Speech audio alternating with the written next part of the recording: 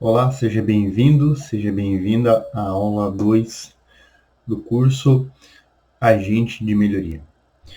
Bom, antes de iniciar a aula 2, vamos dar uma recapitulada do que foi estudado na aula 1. Estudamos sobre Lean Manufacturing. O Lean, ou Sistema Toyota de Produção, ou Manufatura Enxuta, é um sistema, é uma filosofia da Toyota que busca reduzir ou eliminar desperdícios e agregar valor para o cliente. Hoje em dia o Lean está bem disseminado em outras áreas também, não somente na manufatura, não somente na indústria. Tem outros termos, como Lean Office para escritórios, Lean Service para a área de serviços, Lean Healthcare para a área de saúde. Também, agora, nos últimos anos, surgiu o Lean Agro, para o agronegócio. Estudamos também o Six Sigma, que surgiu na década de 80 para melhorar a qualidade dos produtos da Motorola. Na sequência, estudamos sobre DMAIC, o método DMAIC. Aprendemos aí de uma forma bem resumida o que é o método DMAIC, utilizado em projetos de Lean Six Sigma, de média e longo prazo. Estudamos também sobre a estrutura necessária para projetos Lean Six Sigma. Na sequência, estudamos a ciência da melhoria. A ciência da melhoria compõe, então, 4 pilares, né? A visão sistêmica, teoria do conhecimento, entendimento da variação e a psicologia. Na sequência, estudamos sobre o modelo de melhoria, onde a gente deve especificar o objetivo, o indicador, o KPI, e quais mudanças precisamos fazer. E agora vamos para a aula 2, análise de variáveis.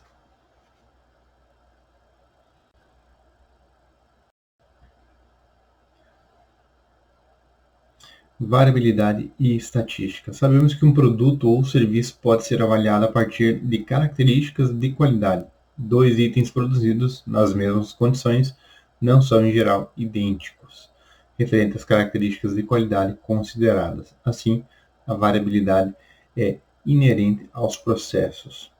A variabilidade é inerente aos processos. Todos os processos variam, uns mais, outros menos. A gente precisa entender essa variação para saber se é uma variação natural ou não natural.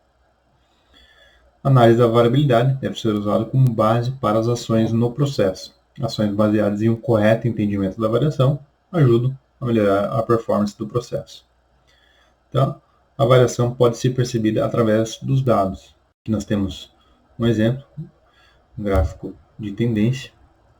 Aqui nós temos na coluna vertical, nós temos o número de reclamações. Na horizontal aqui nós temos os dias.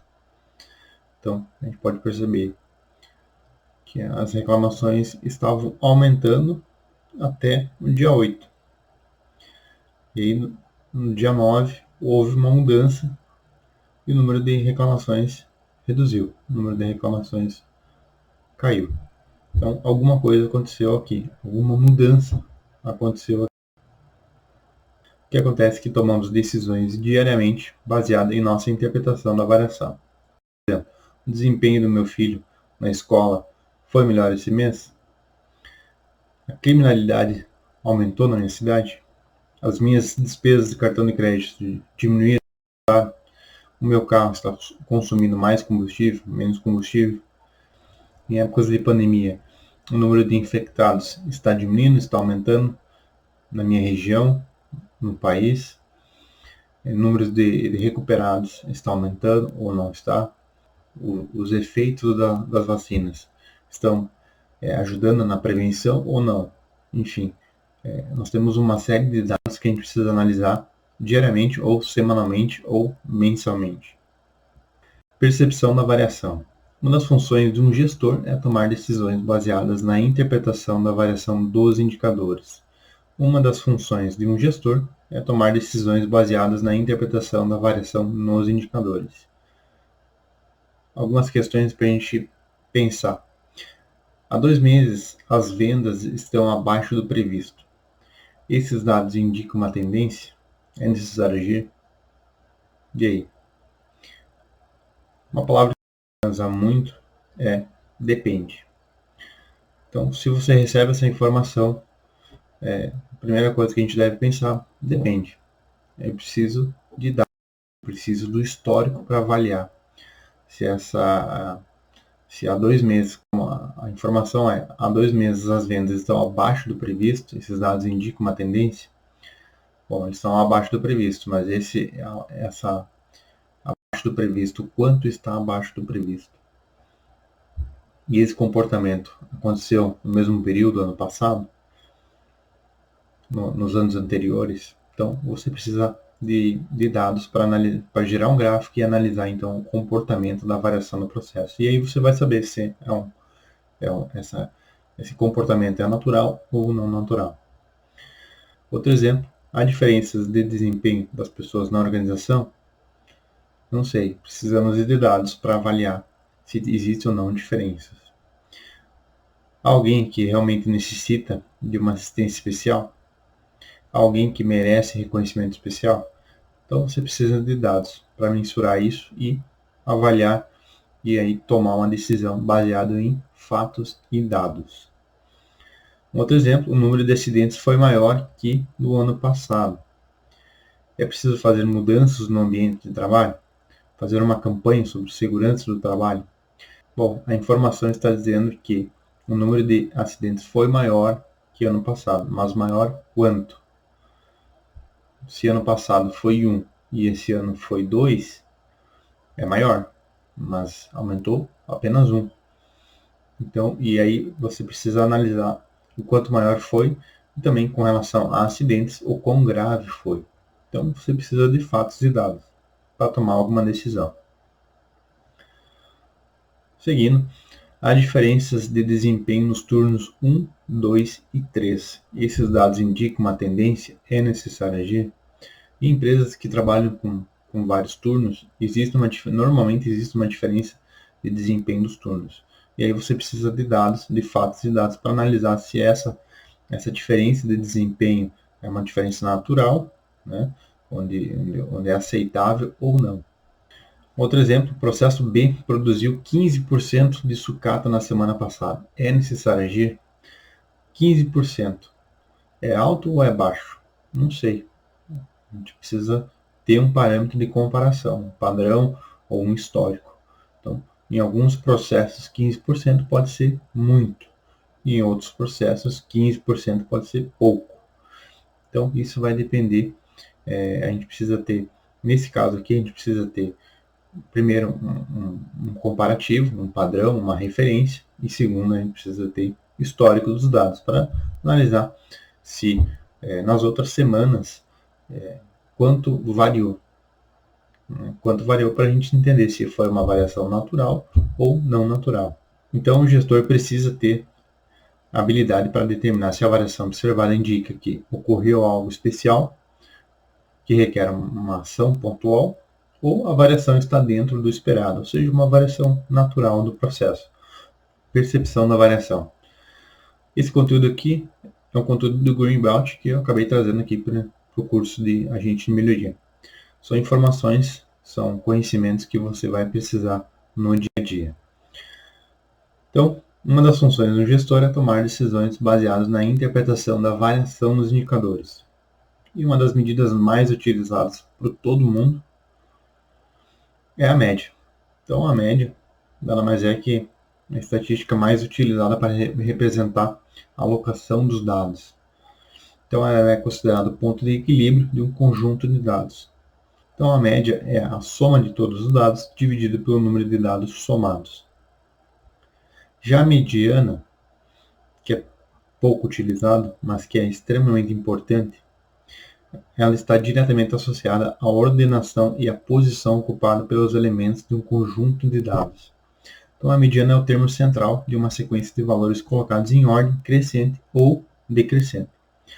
Ela é o valor que divide o conjunto de dados em duas partes iguais, exatamente iguais, deixando 50% acima e 50% abaixo. Então, como a gente calcula a mediana? A gente deve colocar os dados em ordem crescente. Se o número de valores é ímpar, a mediana é o número localizado exatamente no meio da lista. Se o número de valores é par, a mediana é a média dos dois valores centrais. Por exemplo, um conjunto de dados ímpar. Então, considere os seguintes valores. Aqui eu tenho 71, 70, 70, 72 e 70. Então, a mediana é 70 e a média, nesse caso, é 70,6. Agora, um outro exemplo, quando nós temos um conjunto para n par. Então, aqui nós temos 500, 550, 550, 550, 600, 700, 750 e 2000. Então, os dados acima são tempos de vida em dias de 8 pilhas, 8 baterias. Então, note que temos dois valores que satisfazem a condição de ser mediano, o quarto e o quinto, né? O 550 e o 600.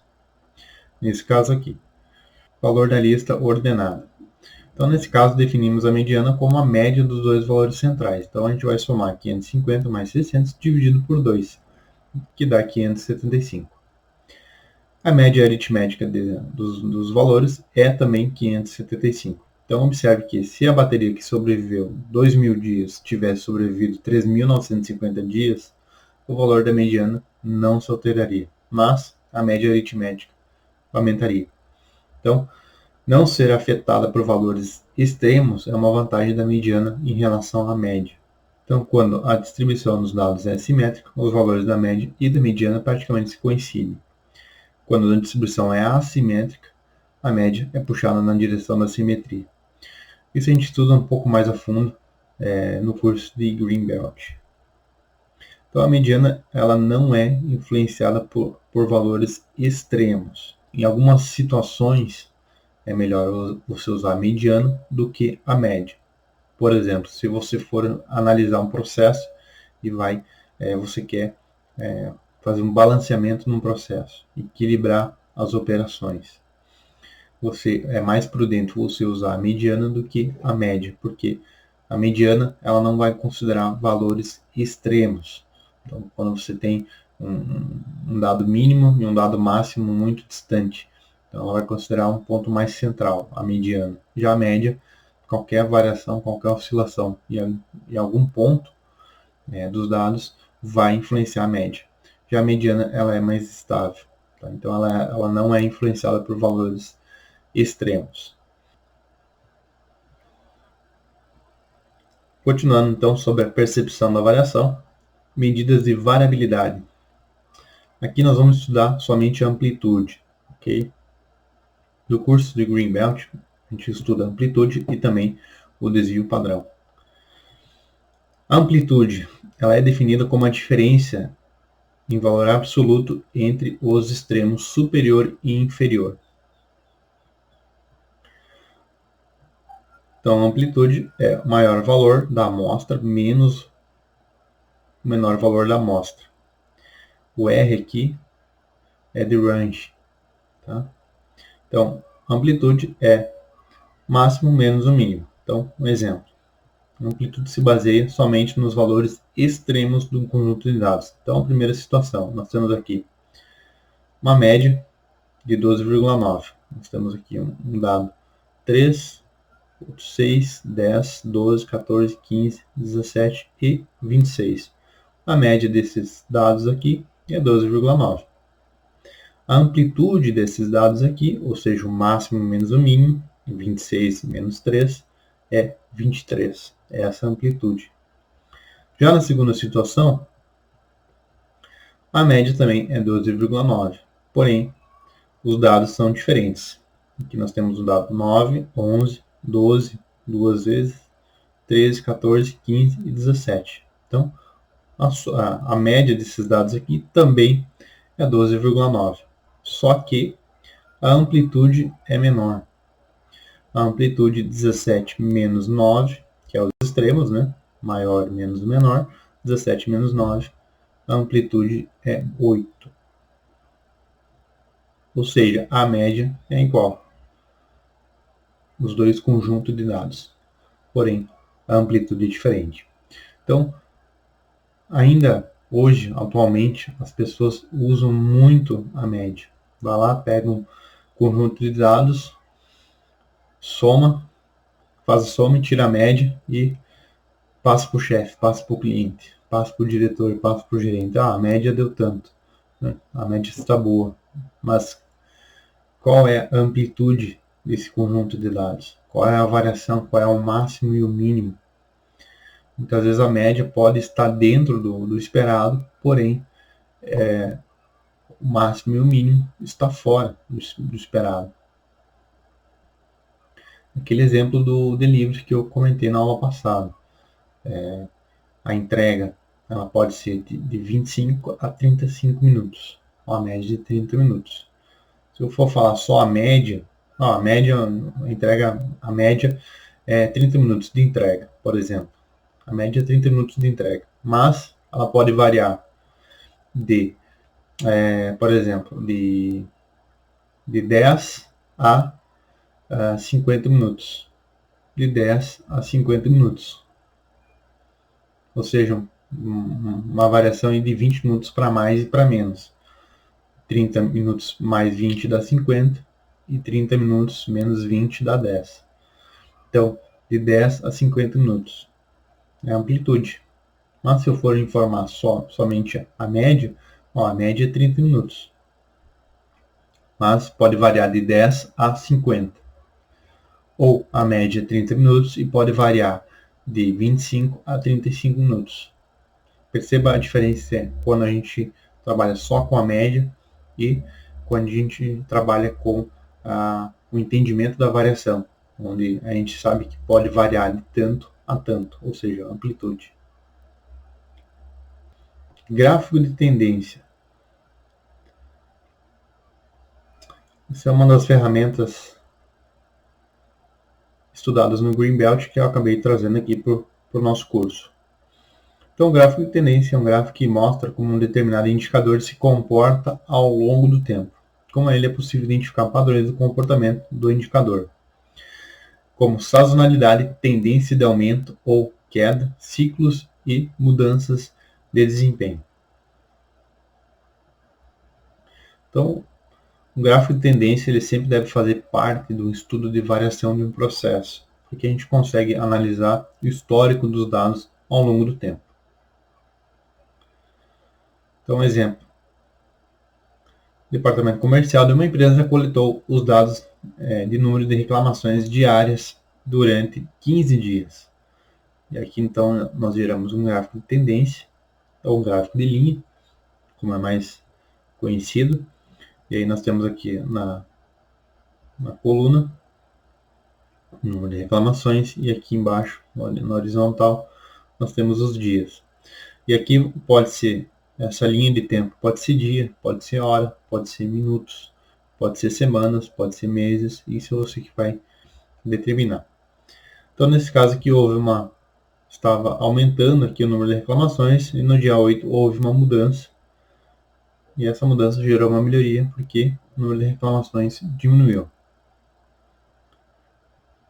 Etapas para gerar um gráfico de tendência. Primeiro, você deve identificar uma atividade que você deseja mensurar ao longo do tempo. Segundo, você deve definir um intervalo de tempo. Como falei, o intervalo de tempo pode ser horas, dias, minutos, semanas, meses ou até semestres e assim por diante.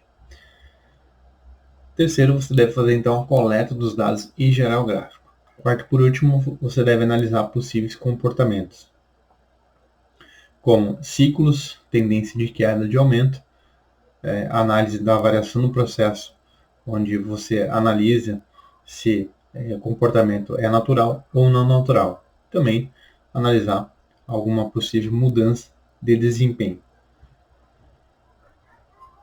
Um exemplo de gráfico de tendência. 30 pedidos foram processados por uma empresa e o tempo de processamento de cada pedido foi medido. Os dados estão na tabela abaixo. Vamos fazer um gráfico de tendência para entender melhor o que está acontecendo. Então aqui nós temos uma tabela com 30 pedidos, do 1 até o 30, com o tempo de processamento de cada pedido.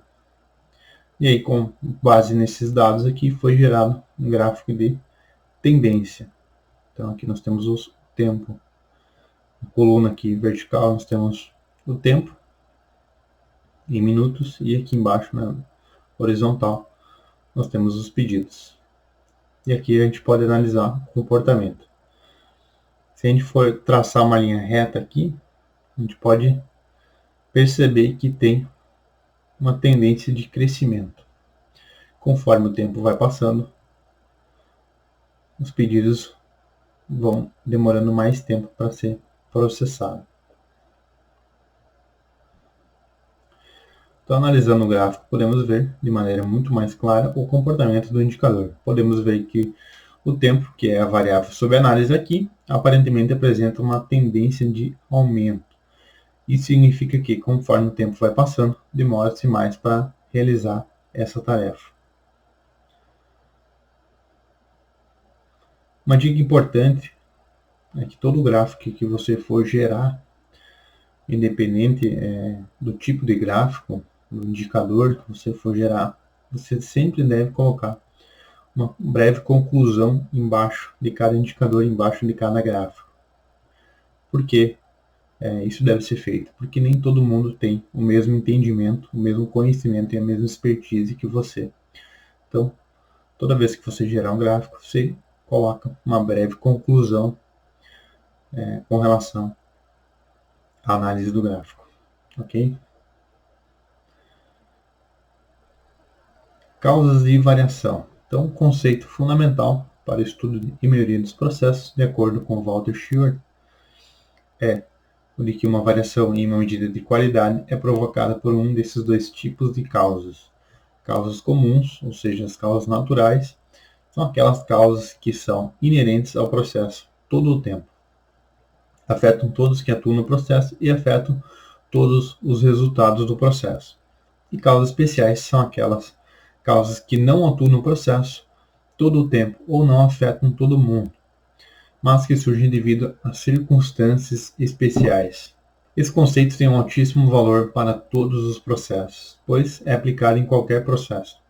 Tem alto impacto e é de fácil aplicação. Foi um dos responsáveis pela mudança do ambiente industrial relacionado à qualidade dos produtos por volta dos anos 50. Estabilidade do processo.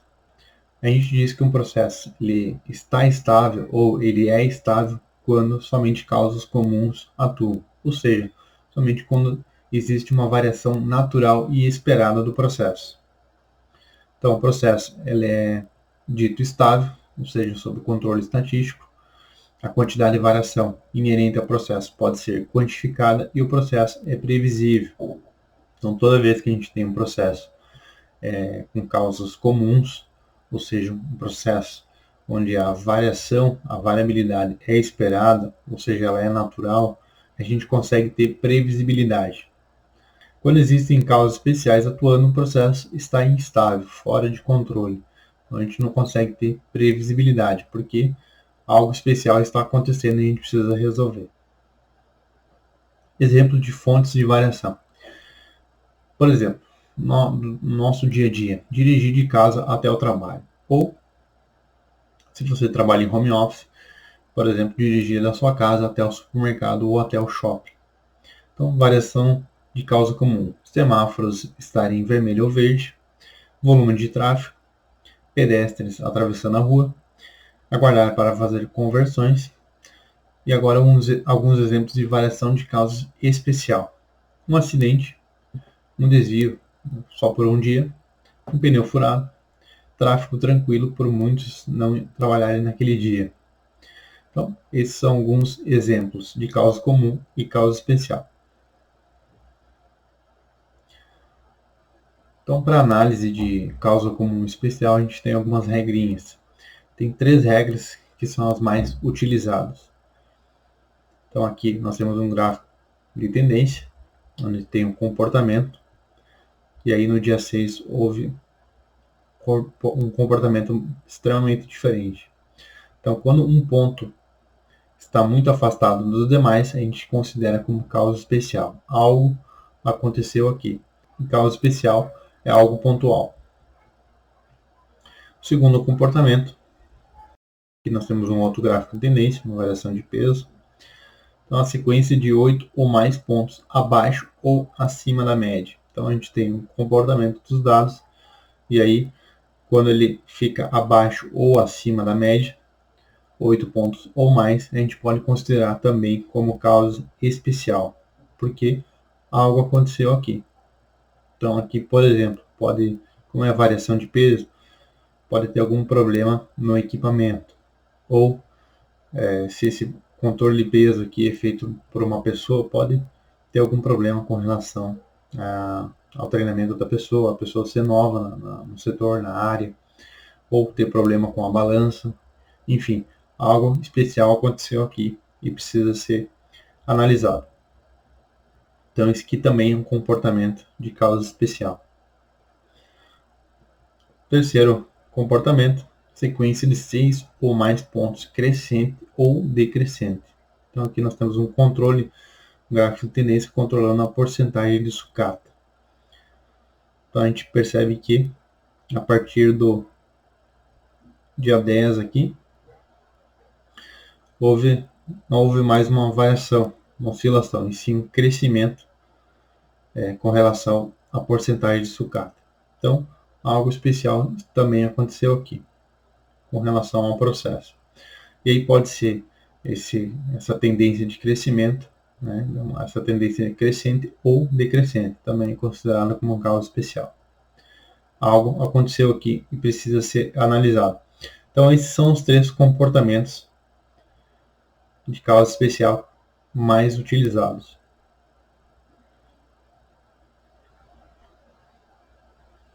Então, existe um consenso entre os usuários de gráfico de tendência de que o único ponto muito afastado dos demais é uma indicação de uma causa especial de variação. Isso se deve ao fato de que a ocorrência de um ponto afastado dos demais tem baixa probabilidade de ocorrer por acaso. Outras regras foram criadas para identificar outros tipos de causas especiais, ou seja, padrões não aleatórios nos gráficos de tendência. Essas regras são consistentes no sentido de que a chance de ocorrência das mesmas é muito baixa, se o processo estiver estável. Bom, nem toda causa especial ela é ruim. Muitas vezes ela indica uma melhora no processo, e nesse caso devemos ver se é possível incorporá-la no processo. Além disso, o gráfico de tendência é uma ferramenta adequada para avaliar se mudanças em um processo resultam em melhoria. Então, muitas vezes a gente está controlando algum processo com gráfico de tendência e surgem causas especiais. E muitas vezes essas causas especiais podem ser boas. E aí você pode tentar incorporar esse novo comportamento do processo no processo, ou seja, tornar ele natural. Então, por exemplo, produtividade. Você tem lá uma oscilação de produção diária. E por algum motivo, essa produção começou a aumentar. Você começou a produzir mais com o mesmo tempo. Isso é ótimo. Mas você precisa analisar esse comportamento especial e entender por que isso está acontecendo. E tentar incorporar esse novo comportamento, esse novo padrão de variação no processo, ou seja, tornar ele natural. Então, muitas vezes, nem sempre a causa especial é ruim. O mesmo vale para faturamento. A empresa tem uma certa variação de faturamento e pode ser que em um determinado momento ela comece a faturar muito mais do que estava faturando, ou seja, algo especial aconteceu. Então, o gráfico de tendência é tipicamente utilizado para identificar problemas e oportunidades, identificar potenciais causas de problemas, acompanhar resultados, identificar ciclos e efeitos sazonais. E aí, em épocas de pandemia, em épocas de Covid-19, você pode perceber que ele está sendo muito utilizado, principalmente nos telejornais, para divulgar o comportamento dos infectados e também dos recuperados ao longo do tempo. Então, normalmente eles geram um indicador ali, um gráfico de tendência, e analisa os comportamentos. Daí você pode perceber que, por exemplo, quando surgem feriados, por exemplo, Natal, Páscoa, Carnaval, e aí logo depois do feriado existe um aumento, uma tendência de aumento do número de infectados. Então, o gráfico de tendência ele consegue mostrar um histórico ao longo do tempo, e uma evolução. Com isso a gente consegue analisar ciclos e tendências dos dados com relação ao tempo. E verificar o impacto de mudanças no processo. Então a gente consegue analisar se a mudança gerou impacto e esse impacto gerou uma melhoria. Então as vantagens do gráfico de tendência são simplicidade, facilidade na construção, utilização e entendimento. Apresenta os valores dos pontos de dados ao longo do tempo, aponta momentos de problemas no processo e mostra quão longe se está das metas ou objetivos.